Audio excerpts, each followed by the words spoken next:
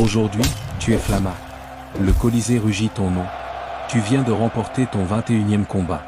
L'éditeur des jeux, le magistrat qui préside, lève la main. La foule est en délire. On ne va pas te récompenser avec de l'argent, mais avec quelque chose d'infiniment plus précieux. Le rubis, une épée de bois, le symbole de ta liberté. C'est la 4e fois qu'on te l'offre. Tu es une légende. Tu as survécu à l'impossible. Mais alors que tu contemples cette simple lame de bois, puis les 50 000 spectateurs qui scandent ton nom, tu commets l'impensable. Tu baisses la tête et tu refuses. Tu le rejettes. Le rugissement de la foule se transforme en une explosion d'incrédulité et d'adoration. Pourquoi un homme refuserait-il sa liberté? Pour le comprendre, nous devons retourner au commencement. Ceci n'est pas l'histoire que Hollywood vous a racontée. C'est la chronique véritable d'une superstar de l'arène, narrée à travers son incroyable carrière. Nous revivrons ton périple, d'un champ de bataille en Syrie jusqu'à ce que tu deviennes une légende de Rome. Nous analyserons le véritable « salaire » qui te maintenait volontairement enchaîné au sable. Et nous briserons le plus grand mythe de tous, que chaque combat était une sentence de mort. Prépare-toi à découvrir pourquoi, pour un homme comme Flamma, la gloire pouvait être plus douce que la liberté. Tu n'es pas né un trident à la main. Tu es né soldat dans la province romaine de Syrie. Tu étais un homme libre, jusqu'à ce que ta cohorte soit écrasée par une légion romaine. On ne t'a pas exécuté. Tu étais jeune, fort et habile au combat, bien trop précieux pour mourir dans un fossé. On t'a enchaîné et vendu à un Lanista, un entrepreneur de gladiateurs, pour son ludus, son école, dans le sud de l'Italie. Ta nouvelle vie est un enfer de discipline. À l'aube, tu t'entraînes avec de lourdes armes en bois.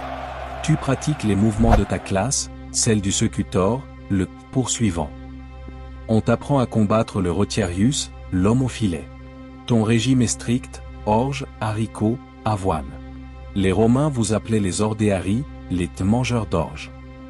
Ce n'est pas pour te torturer, mais pour t'apporter des glucides qui créent une couche de graisse protectrice sur tes muscles, afin que les coupures superficielles paraissent plus spectaculaires sans être mortelles. Chaque muscle de ton corps hurle, mais tu survis. Tu apprends. Tu deviens une arme. Ton premier combat arrive. La peur est un nœud glacé dans ton estomac.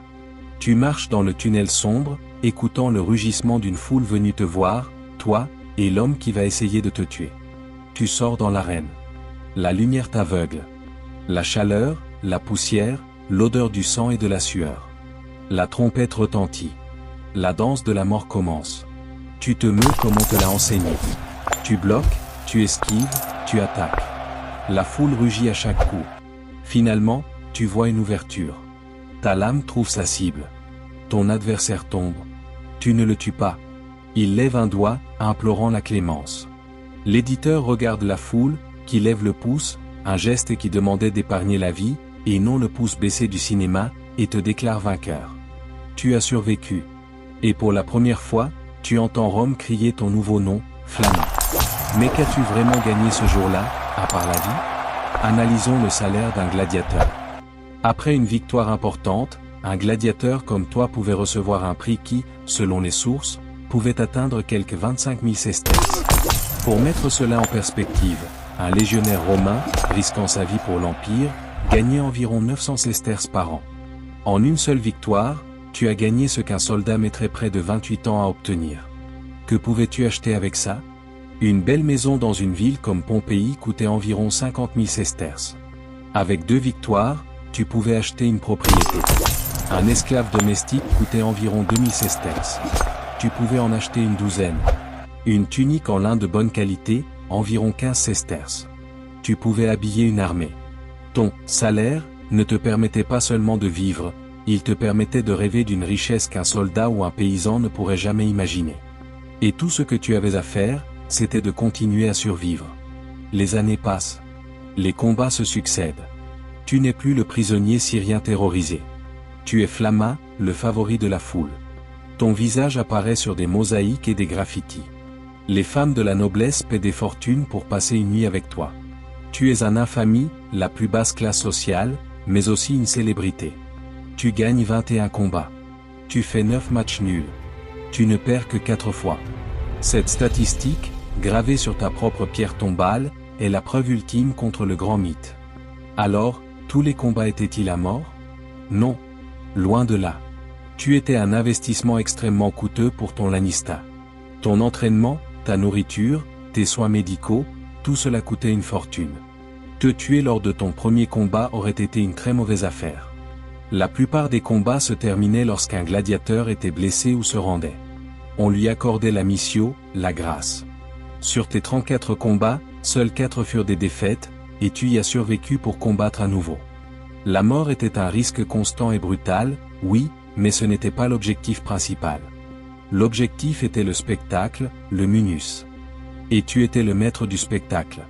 C'est pourquoi, 4 fois, l'Empire t'a offert le rudi. La liberté. La chance de redevenir un homme normal, peut-être d'acheter une terre et de disparaître. Et 4 fois, tu l'as refusé. Le prisonnier syrien qui luttait pour survivre était mort depuis longtemps.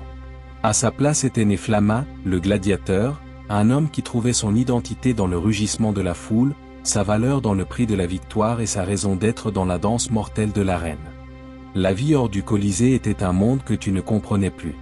Pourquoi être un fermier libre et anonyme, quand on pouvait être un dieu esclave et éternel? Ton dernier combat a lieu à l'âge de 30 ans. Tu te bats avec la même férocité que toujours. Mais ce jour-là, l'épée de ton adversaire est plus rapide. Tu tombes sur le sable pour la dernière fois. La foule, celle-là même qui t'a adoré, observe un silence respectueux. Tu es mort, mais tu as atteint l'immortalité que tu cherchais.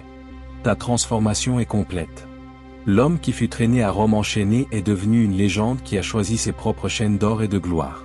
Tu as survécu à l'entraînement, au régime, à 34 combats, mais tu n'as pas pu survivre à ta propre légende. Le salaire du Colisée n'était pas seulement l'argent. C'était l'adoration, la renommée, l'identité. Un paiement si élevé qu'à tes yeux, il valait plus que la liberté, finalement, plus que la vie elle-même.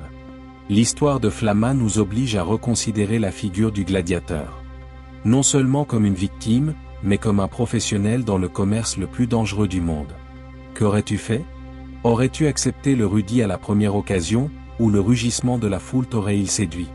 Laisse ton avis dans les commentaires. Si ce voyage dans la réalité brutale de la Rome antique t'a fasciné, abonne-toi et active la cloche. Merci de nous avoir accompagnés. À la prochaine.